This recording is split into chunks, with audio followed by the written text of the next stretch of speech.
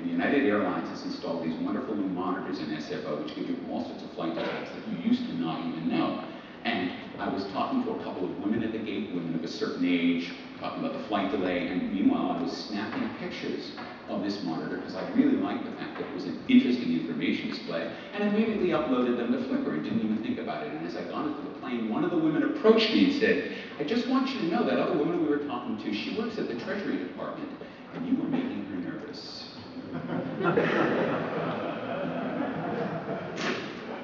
Now here's the thing. I wanted to share the frustrations of my journey with my many friends, both in America and Australia, who track my comings and goings on Flickr, on Twitter, and on Facebook. Sharing makes the unpleasant endurable. But at that moment, I had a penny drop, and I realized something that I've been pushed toward over the last 4 years of my work. Sharing is the threat. It's not a threat. It's the whole of the thing. A photo snapped on my mobile becomes instantaneously and pervasively available. It's no wonder that she's nervous. Because in my honest and human act of sharing, any of the pretensions to control or to limitation or power are already revealed as completely collapsed and impotent.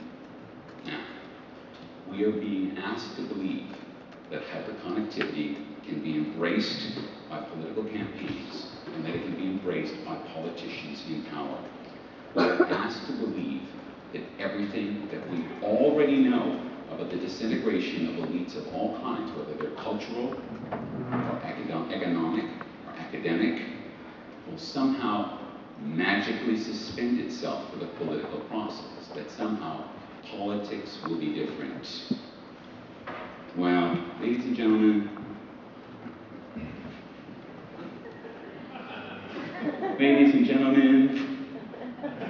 yay! Don't believe a word of it. It's whistling past the graveyard. It's clapping for Tinkerbell. Obama might be the best thing since sliced bread, but this is not a crisis of leadership. This is not an emergency. And my amateur photography did not bring down the Republic. Now, for the first time, we actually do have a political campaign which is embracing hyperconnectivity. As it is always true with political campaigns, it's a means to an end. The Obama campaign has built a nationwide social network using old-fashioned human techniques, and then it's activated it to compete in the primaries, to dominate in the caucuses, and to secure the Democratic nomination. And that network is being activated again to win the general election. Then what? Now, I put that question 3 months ago to a field organizer for the Obama campaign when he was visiting Sydney. And he paused, as if he'd never really given the question any thought. He said, "You know, I don't know that anyone's thought that far ahead."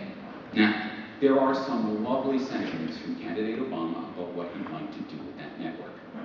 They matter not at all, because the mob, now mobilized, will do as it pleases. Obama can lead by example. He can encourage or scold as the occasion warrants, but he cannot control, not with all the king's horses and all the king's men. So, I want you to fasten your seatbelts and prepare for a rapid descent into Thomas Hobbes' War of All Against All. A hyperconnected polity, whether it's 100 individuals or 100,000, has resources at its disposal which exponentially amplify its capabilities.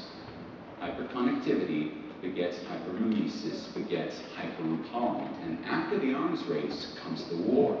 So, conserved across 4,000 generations, give or take, the social fabric is just now starting to roar and convulse as various polities are beginning to actualize their hyper-empowerment in the cultural equivalent of nuclear exchanges. Now, eventually, and one would hope with hypermimesis rather quickly, we are going to learn to contain these most explosive forces. We will learn that even though we can press the button, we are better off not doing so. And at that point, we will enter something of the equivalent of superpower realpolitik and the actual shift to a few tens of thousands of small conflicts, the little wars that we experienced in Asia and Africa and Latin America during the Cold War. Now, naturally, governments will seek to mediate these emerging conflicts, and that's only going to result in having the guns trained upon them. The power redistributions of the 21st century have dealt the representative democracies out, because representative democracies are a poor fit to the challenges ahead, and rebooting them is not enough. The future looks nothing like democracy, because democracy, which sought to empower the individual, is being obsolesced by a social order which hyper-empowers him. Now, anthropologist Margaret Mead famously pronounced that we should never underestimate the ability of a small group of committed individuals to change the world. She spoke truthfully and she spoke prophetically. We are all committed and we are all passionate. We merely lack the lever to effectively translate the force of our commitment and our passion into power. That lever has arrived. It's in my hand and yours. And so now the world's going to move for all of us. Thank you.